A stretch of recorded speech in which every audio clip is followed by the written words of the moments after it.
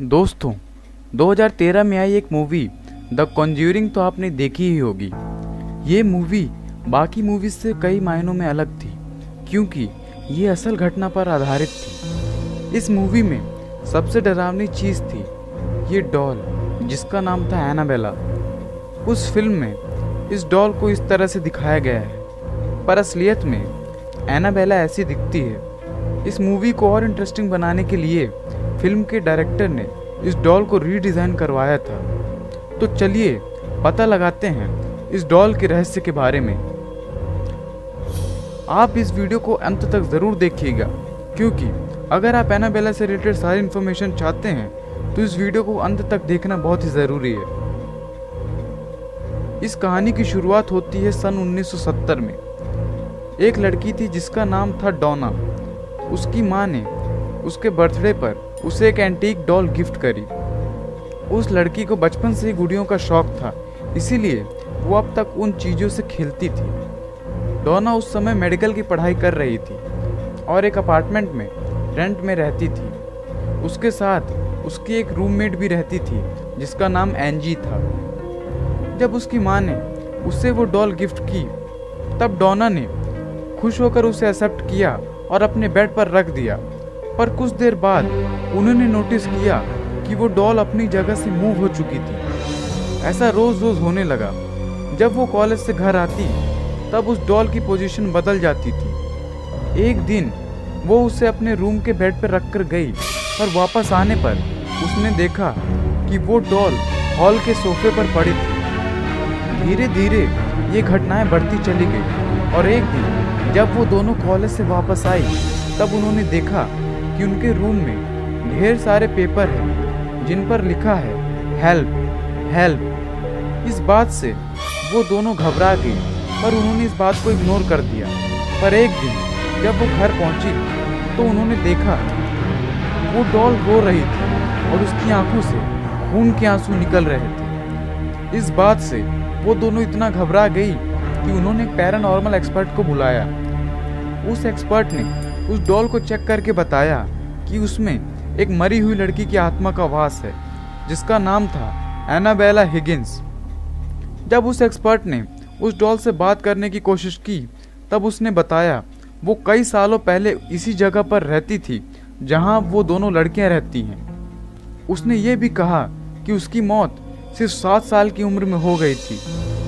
आगे उस डॉल ने कहा कि वो खुद को उन दोनों लड़कियों के साथ सेफ महसूस करती है और उसने इन्वेस्टिगेटर के जरिए लड़कियों से पूछा क्या वो उनके साथ रह सकती है। वो दोनों लड़कियां तब मेडिकल की पढ़ाई कर रही थी और लोगों का भला करना उनका काम था, इसीलिए उन लड़कियों ने उस पर दया करके डॉल को अपने साथ ही रख लिया। कुछ दिनों बाद डॉना और एंजी का एक दोस्त जिसका नाम था लो वो भी उनके साथ रहने के लिए आ गया और वो एक दूसरे कमरे में रहने लगा। लो को उस डॉल में बहुत गड़बड़ महसूस होती थी और वो कहने लगा कि इस डॉल को दूर फेंक आओ। पर इन्वेस्टिगेटर ने कहा था कि वो डॉल सिर्फ 7 साल की लड़की की आत्मा है और वो किसी को नुकसान नहीं पहुंचाएगी, बल्कि वो सिर्फ प्यार चाहती थी। पर डॉना नहीं जानती थी कि लो की बात ना मानकर वो कितनी बड़ी भूल करने जा रही थी। एक रात लो अपने कमरे में जब सो रहा था तब आधी रात को उसकी नींद खुली और उसने महसूस किया कि वो खुद को हिला नहीं पा रहा है, मानो उसको पैरालिसिस हो गया हो और वो घबरा गया। तभी उसे एक बच्चे की हंसी सुनाई दी। जब उसने दूसरी ओर देखा कि एनाबेला डॉल उसकी तरफ ही बढ़ती चली आ रही थी पर वो अपने शरीर को हिला नहीं पा रहा था। एनाबेला उसके शरीर पर आकर रुक गई और उसे घूरने लगी। फिर वो बेहोश हो गया। अगले दिन जब उसे होश आया तब वो बहुत डरा हुआ था और समझ नहीं पा रहा था जो घटना उस रात उसके साथ हुई वो सच है या उसका कोई भ्रम। एक दिन लो और एंजी घर में अकेले थे तब उन्हें उनके कमरे से एक अजीब आवाज़ सुनाई दी। उन्हें लगा कि कोई चोर घर में घुस आया है, पर जब लो ने उस कमरे में जाकर चेक किया तब वो रूम बिल्कुल खाली पड़ा था, लेकिन फर्श पर वही एनाबेला डॉल गिरी पड़ी थी। फिर लो को अपनी चेस्ट में बहुत ही तेज दर्द महसूस हुआ, मानो कोई उसे नोचे जा रहा हो। जब उसने शर्ट उतार कर देखा तो उसके शरीर में कई बड़े और गहरे नाखूनों के निशान थे और उनमें से खून निकल रहा था। धीरे धीरे उस घर में ऐसी अजीब घटनाएं बढ़ती चली गई, पर डोना और एंजी को लग रहा था कि कोई 7 साल की लड़की तो ऐसा कर ही नहीं सकती। पर लोगों के कहने पर उन्होंने एक प्रीस्ट को बुलाया जिनका नाम था फादर हैगन। पर फादर हैगन को ऐसा लगा कि वो इस काम के लिए सही नहीं है। ऐसी आत्माओं की जांच करने के लिए किसी बड़े प्रीस्ट को बुलाना चाहिए। इसीलिए उन्होंने एक बहुत ही बड़े प्रीस्ट फादर कुक को कांटेक्ट किया और फादर कुक ने एड और लॉरेन वॉरेन को कांटेक्ट किया। इनके बारे में तो आपने कॉन्ज्यूरिंग मूवी में देखा ही होगा। जब उन्होंने जाके इन्वेस्टिगेशन की तब उन्हें पता लगा कि उस डॉल में किसी 7 साल की बच्ची की आत्मा नहीं बल्कि एक शैतान की आत्मा थी, और वो शैतान एक बच्ची बनने का नाटक कर रहा था और उसका मकसद प्यार पाना नहीं बल्कि डोना या उसके किसी दोस्त के शरीर पर कब्जा करना था।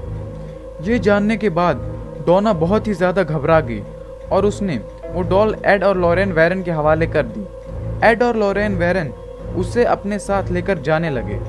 जब वो उस डॉल को अपनी कार की बैक सीट पर रखकर घर ले जा रहे थे तब उन्हें एक अजीब सी हेट यानी नफरत महसूस हुई जो बीच बीच में उनको झंझोड़ रही थी, और अचानक ही कार की स्टीयरिंग और ब्रेक लॉक होने लगे और एक जगह तो कार का बैलेंस बुरी तरह बिगड़ गया। तब उन्होंने होली वाटर छिड़क कर उस डॉल को शांत किया और वो कामयाब हो गए और अपने घर पहुंच गए।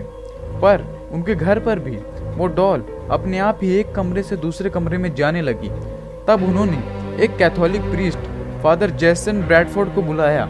उन्होंने डॉल को उठाया और कहा कि तुम सिर्फ एक डॉल हो और तुम किसी को नुकसान नहीं पहुंचा सकती। और ये बात कहकर वो अपने घर की ओर चल दिए।